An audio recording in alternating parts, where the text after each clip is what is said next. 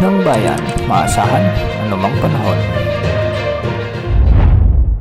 Magandang oras po sa ating lahat, narito na ang latest update sa lagay ng ating panahon ngayon at sa magiging lagay ng panahon sa susunod na 24 oras. Sa kasalukuyan ay shear line pa rin ang nakakaapekto sa silangang bahagi ng Northern Luzon, samantalang Intertropical Convergence Zone o ITCZ naman ang nakakaapekto sa Southern Mindanao. Samantala, umiiral muli ang Northeast Monsoon at nakakaapekto ngayon sa bahagi ng Batanes, Cagayan at Apayao. Pinag-iingat natin ang ating mga kababayan dito dahil posible ang banta ng mga biglang pagbaha at pagguho ng lupa, lalo na kung may mga katamtaman hanggang sa kung minsan ay malalakas na pag-ulan. Bukas asahan pa rin ang pag-iral ng Northeast Monsoon sa may extreme Northern Luzon, kaya asahan ang magiging maulap na papawirin na may mga kalat-kalat na pag-ulan.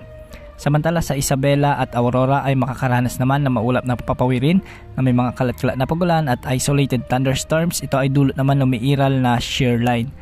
Hindi rin ay naalis ang posibilidad ng mga biglang pagbaha at pagguho ng lupa, lalo na kung may mga katamtaman at minsan ay malalakas na pag-ulan.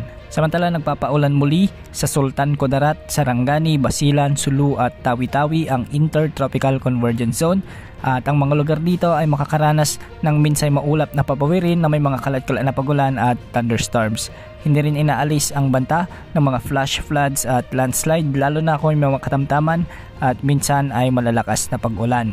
Para naman sa Metro Manila at nalalabing bahagi ng ating kapuluan ay magiging bagyang maulap hanggang sa maulap ang mga kalangitan na may mga isolated rain showers and thunderstorms. Ito ay dulot naman ng easterlies, kaya posible pa rin ang banta ng mga biglang pagbaha at pagguho ng lupa, lalo na kung may mga umiiral na severe thunderstorms. Para naman sa lagay ng mga dagat baybayin sa ating kapuluan, asahan naman sa Northern Luzon ang mga pag-alon hanggang 3.5 meters, samantalang sa nalalabing baybayin ng ating bansa ay posibleng umabot ang mga pag-alon hanggang 2.5 meters.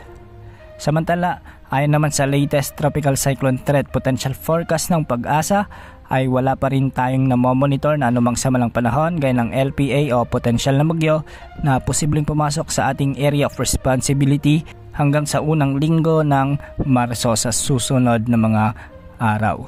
Yan muna ang update sa lagay ng panahon. Ito pang weather update ng bayan, maasahan anumang panahon.